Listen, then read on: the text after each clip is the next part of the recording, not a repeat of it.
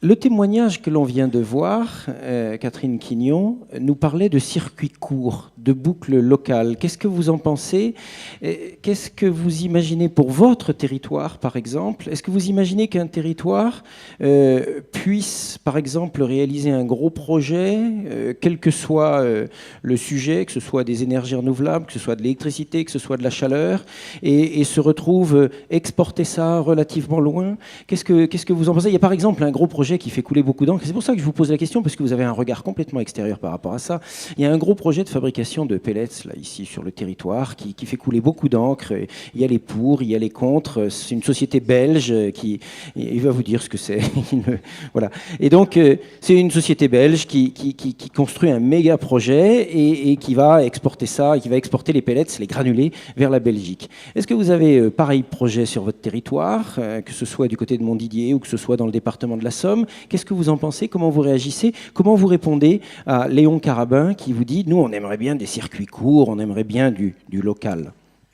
Je dirais que dans ma pratique, j'ai plutôt favorisé ce genre de modèle. C'est-à-dire que lorsqu'on a soutenu la création des chaufferies bois, derrière pour nous, il y avait forcément la construction de la filière bois en région qui devait alimenter ces structures-là. Donc si après on avait un gisement qui soit un bon gisement et qui permette d'exporter pour valoriser une matière sans dénaturer pour les années qui viennent, pourquoi pas?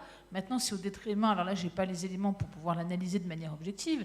Si vous avez un très très gros gisement dont on peut se dire que finalement, ça ne mettra pas en déséquilibre, pourquoi pas?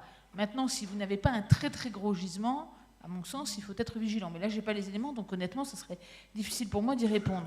Dans ma pratique de maire et de VP, j'ai plutôt eu tendance à tout relocaliser. On a bossé sur les circuits courts pour avoir des cantines municipales, par exemple. Ce qui permet d'avoir un prix de repas très faible.